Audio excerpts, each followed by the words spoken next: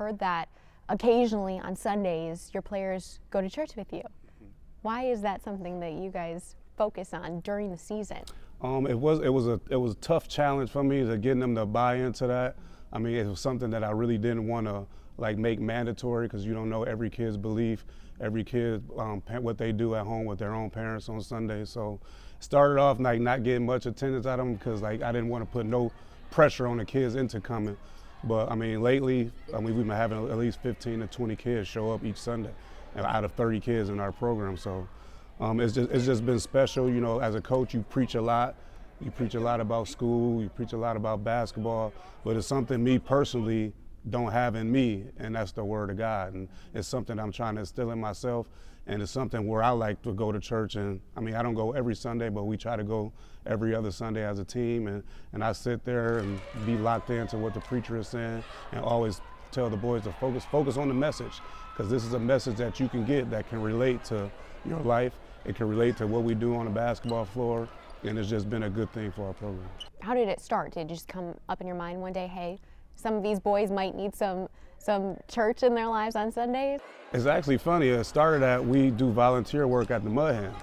So next to our booth that we're normally in is one of the deacons there in the booth next to ours. So, I mean, we always interact when we walk the money down the hallways, and one of the deacons happened to run into Devin Williams, and he just came up to me like, man, you got one. I spoke to Devin Williams. He's a great kid. Seems like he got good character.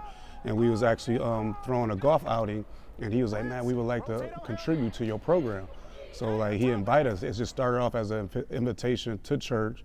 He invited us there. They brought us all on stage, had me speak, and just, I mean, one of the deacons just spoke to the whole congressional about how great the kids that we have, how every time he see each one of our kids, they speak well, they're not clowning around, they carry themselves well, they work hard, because you in an environment where, I mean, it's tough. I mean, we not getting paid for that as far as making a paycheck, but you still got to work just as hard as the employees there, and it's not easy work. You're handling food, you're handling money. I mean, it's just a big situation to where it actually made a lot of my players like grow. And the Mud Hens ended up offering job opportunities to my kids. So, yeah, it started about just a conversation one of the deacons had with Devin Williams. They invited us, and then we just started going every Sunday from then on. How much of an impact do you think that has had on each and every single one of those players that go on Sundays? It's a special impact because, like, I mean, now some of the kids is starting to hold each other accountable to come. I mean, like I said, I'm not going to force any of the kids to come, but the times that where it was only 6 to 8 people showing up, and then most of the time we do have practice right afterwards, because the church is actually at the YMCA, which is connected to our school. I mean, our gym.